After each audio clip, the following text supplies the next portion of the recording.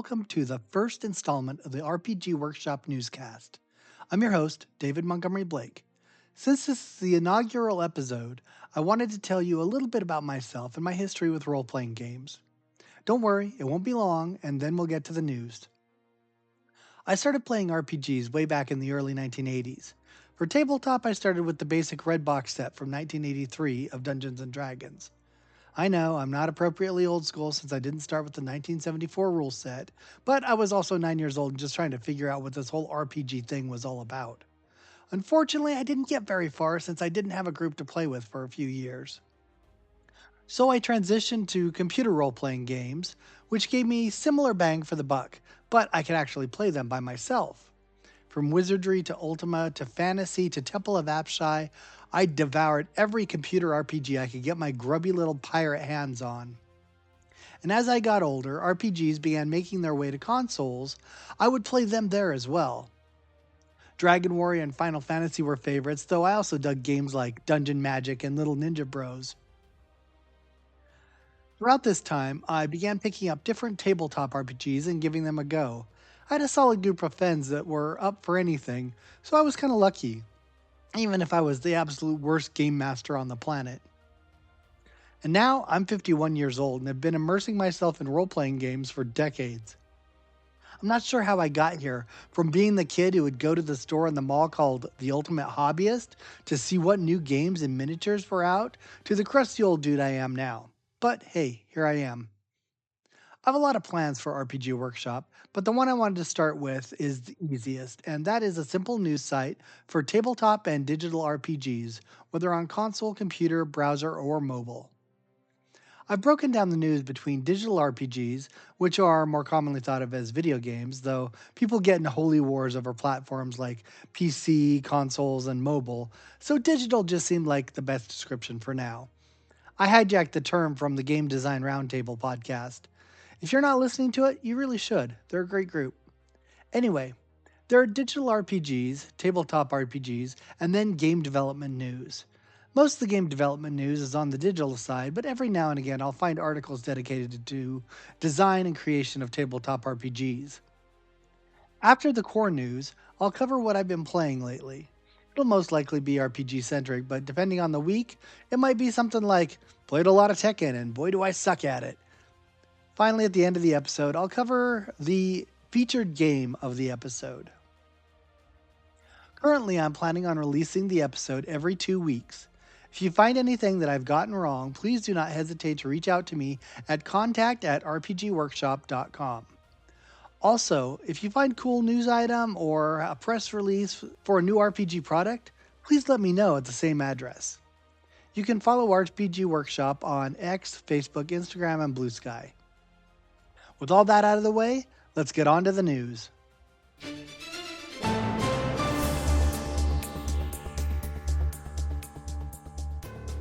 Digital RPG news. Vaultbreakers announced. Vaultbreakers is a Diablo-like action RPG that reminded me a lot of Torchlight 2, with its steampunk-inspired levels and stylized graphics. Players can join the playtest on Steam or on the Vaultbreakers site. Links are in the show notes. RPG Maker available with demo on PS4 and PS5. NIS America has released a demo of RPG Maker with for the PS4 and PS5. It allows players not only to try out the game, but also play games created by others on the Nintendo Switch. It is slated to be released on February 21st, 2025. Citizen Sleeper 2 Starward Vector review at RPG Gamer. Zach Wellhouse at RPG Gamer reviews Citizen Sleeper 2 Starward Vector. Quite a good review, but I'll let Zach's content speak for itself. Link is in the show notes. Shujinkou interview at RPG Gamer. I'm probably completely slaughtering that. Jordan McLean interviews Julian Rice about his dungeon crawler, Shujinkou. Roblox confirmed to be under investigation by the SEC. Information is sparse about what the investigation entails, but the SEC has confirmed that Roblox is currently under investigation. Echo Software releases 2 new videos showing off the world and city in Dragonkin: The Banished. Dragonkin: The Banished is a top-down action RPG in the vein of Diablo and Path of the Exile. Previously, Echo Software had shown off the skill deep dive. The game will be available on PC in March. 2 new trailers were released by Echo Software, and they highlight some of the new world and city features in Dragonkin: The Banished. In the world presentation, it paints the main quest in broad strokes as it describes the environments the player will traverse, from swamps to forests to ruins and underwater areas. In the city overview, it shows how the city can grow and change as the player proceeds through their adventure, and because the city itself is so large, there is a fast travel system for just moving around the city effectively. One of the cool things is that the player can prioritize how upgrades work by unlocking different shop upgrades to benefit their build. By the end of the game, everything will be upgraded and unlocked, but prior to that point, the player has a lot of options available to them.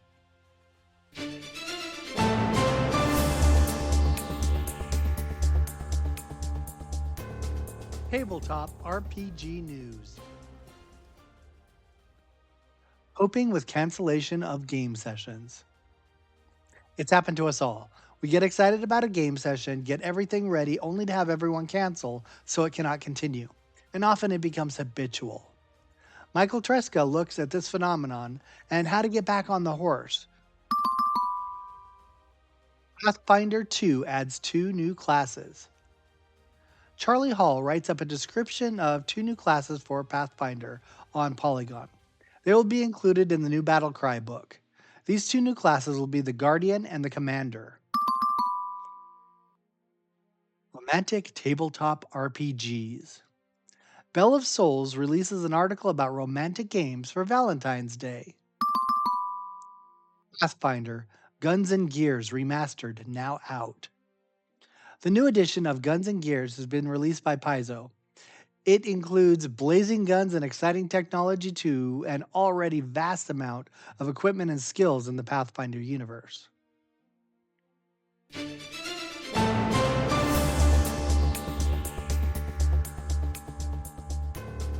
Game development news. EA says Dragon Age underperformance justifies the decision to prioritize highest potential opportunities. And after Dragon Age The Veilguard underperformed, as well as a few other titles, EA has decided that they want to focus more on their multiplayer titles than they do their single player titles from now on, especially large story based RPGs. 31st Union head Michael Condrey reportedly fired after weak Project Ethos reveal. So, Michael Condrey of 31st Union did a reveal of their new project, Project Ethos, and has now reportedly been fired because it was a really weak reveal. Sumo Group ditching original franchises to work exclusively on co-development work. So Sumo Group is basically shuttering their internal development studios that have been working on original IP for their company. And Sumo Group is massive. It has a massive umbrella, and it's basically Sumo Digital that is their game development side. And they are now exclusively going to work on co-development because they've worked with a lot of companies like Bethesda on Skyrim, for example, or on like Sonic Racing, I believe, and several other titles. And that ended up being much more lucrative than trying to create a new IP. Wizardry Proving Grounds of the Mad Overlord wins Grammy for Best Score Soundtrack. Now, this is really cool because, they remade Wizardry Proving Grounds of the Mad Overlord which is a way old Apple II game initially, and is just it's one of my favorite dungeon crawlers of all time, going way back, and it has inspired many. And in fact, the license is still going strong in Japan, and multiple Wizardry games have been released in Japan. Very few of them actually making it over to U.S. shores, but every now and again we get one. But this was really cool because at the Grammys for Best Score Soundtrack, suddenly it was like, oh, wait, the remake of Wizardry, Proving Grounds of the Mad Overlord, is the winner over all of these other soundtracks that were actually also really amazing. So it was just a beautiful moment. Union Slam Bobby Kotick claims that Activision Blizzard harassment reports were fake. So Bobby Kotick is still not at Activision, and he is after he was ousted, and he is still claiming that no harassment actually occurred, even though there were multiple reports over multiple years that were not looked into, not investigated. And so that's why all of this has come to a head. And so he's still on the no, it's all fake. And the unions were basically like, no, hundreds of our people that claim abuse are not lying. If it were like maybe one or two, we would have to do some investigation, but it was widespread and prevalent within the Blizzard environment. So it was just an interesting story that came out. What Obsidian Entertainment learned making Avowed, a first-person fantasy RPG.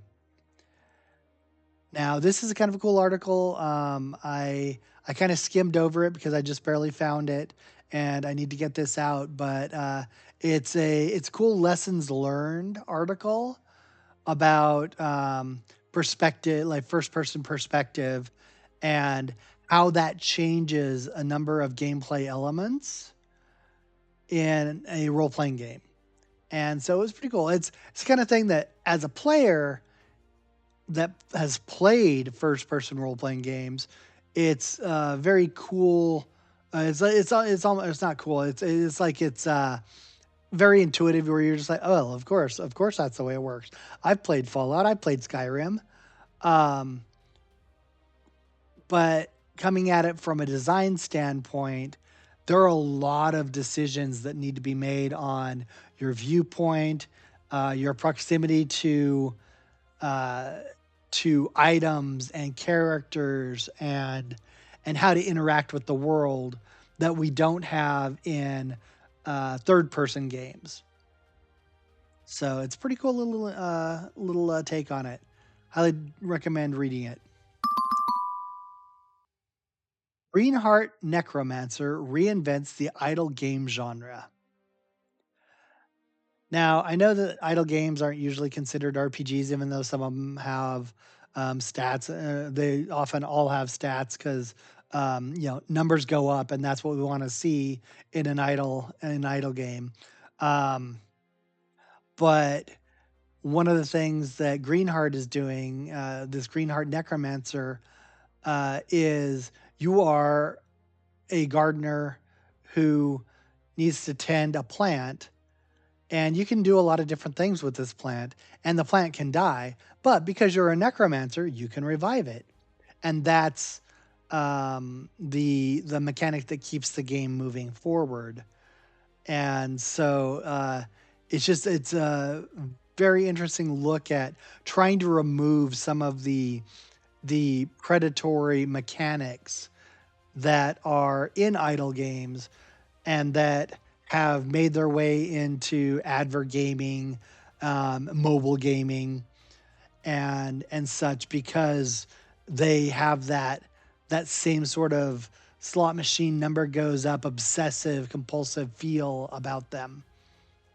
So it's just it was a cool little article, and I thought I'd put it in there. Also, because when I look at idle games, A lot of core gamers really hate them because basically you don't have to do much. You make a couple of clicks and then it sort of plays itself, and that's not fun for core gamers. But it's also probably one of the best prototyping tools for things like RPG progression systems because it all happens very quickly, and you can actually see in real time how that progression works, whether it's satisfying, whether it's interesting, and you can adjust as needed. And so that's why I also see them as a game development tool for things like progression systems. But that's neither here nor there, and not part of that article at all. All right, so here's the section that is the saddest section of all of the game development industry. It's layoffs, mergers, acquisitions, and shortfalls. And most of this, I will just read the base headline because there's not much more to say other than that. You can go to each of the links; they will be in the show notes, and they give a little bit more information sometimes. Sometimes it's interviews with specific developers that have mentioned the layoffs. But considering thousands of people have been laid off across the entire game industry in 2024. This is just more of the same, and we're only midway through February right now. So, High Res Studios fires at least 20 more developers in another round of cuts. Iron Galaxy lays off 66 developers. Probably Monsters lays off even more developers and shutters their internal development studio. Bandai Namco shed nearly 120 employees over the last year alone. Tech cuts 15% of its workforce. Unity cuts jobs once again as it makes important organizational changes. Now, I do want to comment a little bit about this because this is, Unity's been making all kinds of crazy changes. Um, whether it was, they've been laying off people. They laid off over 1,000 people in last July, I believe it was, June or July. And this is yet another round. But then they also announced that they were going to charge developers a per install based fee so that if, say, you had a free to play game made on Unity that had 1 million players, but you weren't actually making any money because they weren't actually paying to play for any of the upgrades that are paid upgrades in your game, and so they're just playing your game and having a good time, but not getting to that point where they need to pay or want to pay. You would still have had to pay Unity a licensing fee for that user and each and every one of those users. That was the initial one. They walked that back and then they made some changes and then they walked it back completely, and are working on it's now a more general royalty cut. But once again, this is them trying to figure out big organizational changes because now that they're a public company, they have a board of directors that are like, hey, we want to make a lot of money, and you guys have not been making money. So how are we going to make money? And yet again, one of the ways to do that is to cut staff so that your numbers align just a little bit better between what you're making and what you're losing. But the worst part of this is that they released the job cuts, the job cut email to all of their employees worldwide at the same time. So it came in an email to no reply at unity.com, and it basically said you're fired. And people on the West Coast here in the US got it about 5 a.m. with a note that they had to have their offices cleared out Now, if it was 5 a.m. here, there are people that were getting it in their inboxes while at work. And as soon as they got it, they probably had to pack up all of their stuff because it was quitting time already where they were at. It's a big, bad, horrible mess. And it's not just Unity, it's our whole industry. Unity just stands out because they're a game developer, an engine developer, a technology developer, um, and a service provider. And so they are, and plus I have done contract work with them in the past. So they are kind of near and dear to my heart. And it kind of hurts and pains me to see so many people that have worked there and have done such amazing work for them now out of work. Square Enix revenues fall over the past 9 months. So this is in line with a lot of things. Square Enix lost a lot of money. Now Dragon Quest and Dragon Quest 3, uh, the remaster in HD 2D, that did really well. It overperformed what they were thinking, but a lot of their other titles underperformed. So their revenue fell significantly in the last 9 months. Embracer sales dropped 22% to 1.5 billion. 298 million debt remains. All right, so Embracer is massive, so 1.5 billion is, I mean, that's a lot of money, but they also, that's less than they bought. I believe that's less than they bought Gearbox for. Um, but now they've been dropping and dropping and dropping, and that's also why they've been shuttering studios, closing down projects, and so it's just a continuation of that whole process. They bought a ton of stuff, wanted to make a lot of money. They underperformed, so they killed them. That's the unfortunate side of business as well.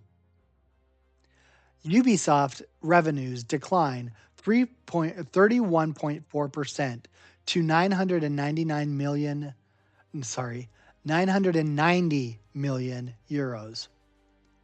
So yeah, Ubisoft also had revenues declining. So that's the end of the news. I'm sorry to end on those down notes.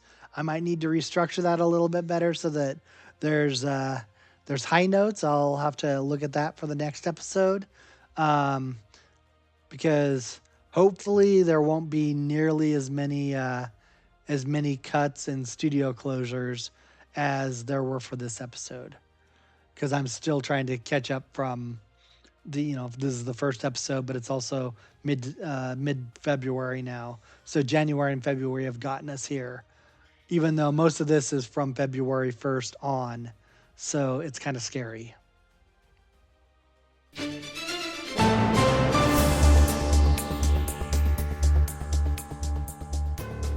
What I'm playing. So I went all out on Star Ocean games over the Christmas holiday, which sadly also backburnered the very last battle in the core game of Dragon Quest III Remaster. I'm at the very end. I needed to level up some. I need to do a little bit of grinding. Maybe go around and see if I can make sure I have all the right equipment to avoid some of the nastier attacks. But I'm at the end. I'm at the very end. I'm at the last battle, and I'm like, you know what? I'm going to play Star Ocean instead. So I picked up Star Ocean Second Story R, which is the remake of Star Ocean Second Story, the second game in the Star Ocean series. I got it for my PS5 because I remember loving it back in the day. It was probably, what's sad is I've really only played the first two games, and I loved Star Ocean 1, and I really loved Star Ocean 2. It was better in every way. And so that's why I picked up Second Story first. Plus the remaster just hit everything that I love. It's 2.5D style, was great, where it has these lush, beautiful environments with great pixel art characters running around in them. The systems are nice and interesting, though really basic. Fishing is extremely basic, though I kind of like it versus having all kinds of fishing mechanics that some RPGs go overboard on. Uh, but it has some excellent quality of life improvements that I wish had made it into other Star Ocean games. I especially love the fast travel system that shows the time limited events as well as time limited private actions and private actions. Man, I love that because I remember every time I would do something in Star Ocean and Star Ocean 2, when I needed to go into the private event to see if there was someone in my party that was going to talk about something or get a little story nugget or get a new skill or whatnot, I would finish a quest or an area, and then I would like hoof it back to every town, and I would do private actions to see, and then run around and talk to all my party to see if something new showed up.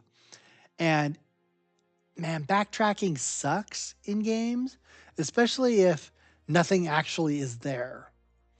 And what I've noticed in the remaster, because I can actually see sort of a timeline in the fast travel as I'm going through and finishing stuff, there's not a lot of events. And I know that they're in walkthroughs and stuff, so I could look at it and see that there's not a lot of events, but I'm seeing it in real time. And so then I can just highlight the events that are important and go to them and do them. And it is such a time saver. Um, Instead of artificially lengthening the game by trying to just add things that made me backtrack and never find anything or find one event out of like 30 places that I backtracked. Yeah, it's just such a time saver. I actually get to play the game instead of running backwards in it to try and find something. And that's one of the things that I just love about Second Story R. And I also got the First Departure remaster as well, which isn't nearly as friendly, but it's been pretty solid. The I played about an hour of it. In fact, I picked up all of the Star Ocean games that I can get for the PS5. I got Star Ocean First Departure R, Star Ocean uh, Second Story R, Star Ocean The Divine Force, Star Ocean Integrity and Faithlessness, Star Ocean Till the End of Time, and Star Ocean The Last Hope. So, yeah, I went all out and I played about an hour into each one just because I wanted to get a feel for them and what I would be doing going forward. I plan on trying to play through them linearly as much as I can. I know that some of them, like I believe The Last Hope is a separate story. It's not a it's not actually within the series timeline, the traditional series timeline. So I may hold off on those, but I have a lot of RPGs to finish. I still have to finish Shin Megami Tensei 5. I still need to get the new version of it because I have the original on Switch and I haven't bought the new version that includes the added content yet. And I'll probably get that for the PS5 just because it's so much smoother on the PS5 than it was on the Switch. So there's that. But, I've got Soul Hackers 2. I have Persona 3 Remaster, or the Persona 3 Remake, which is gorgeous and I absolutely love. And I need to get through it, but I'm playing Star Ocean right now and button mashing my way through killing enemies. But I'm at the very end of the Star Ocean Second Story R. I'm fighting through the last of the 10 wise men right now. So hopefully I, don't see a squirrel and run off to another game like I did with Dragon Quest 3, but I really want to finish it and I also want to see some of the post-game content. Anyway, that's what I've been playing. Now it's time for the featured game.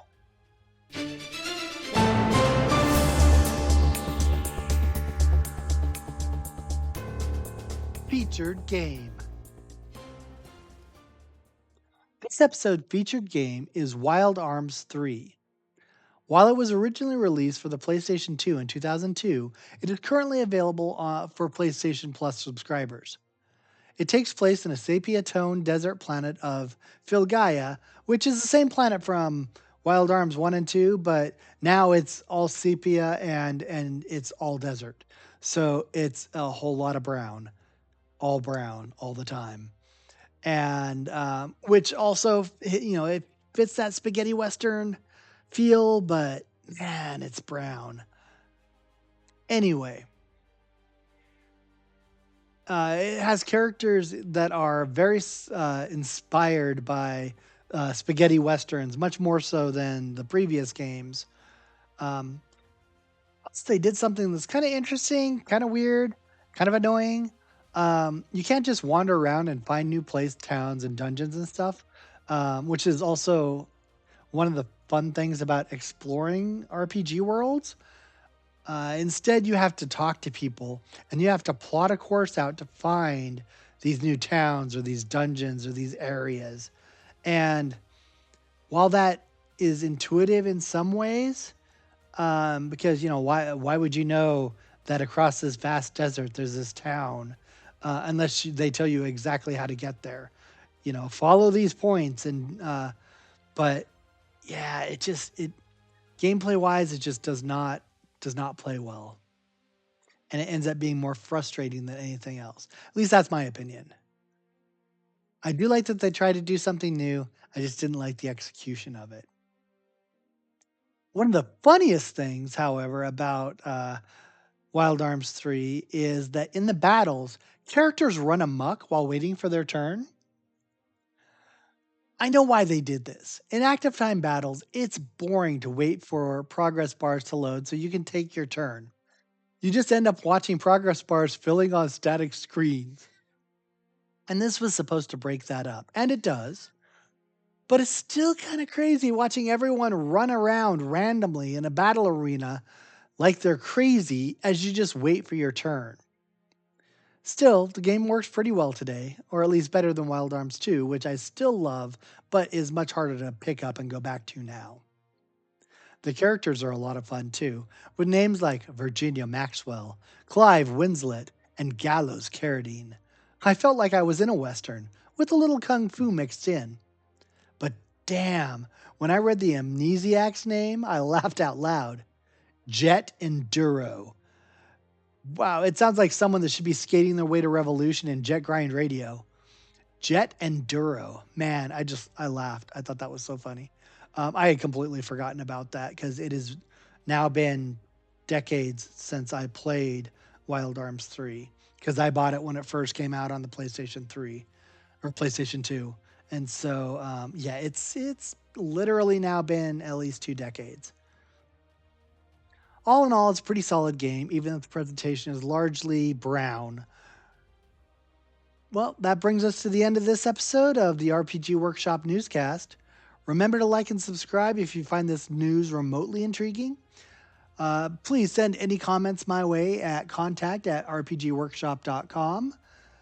If you love it, if you hate it, if you just think that I'm annoying and you want to send hate mail, then, hey, I'm your guy.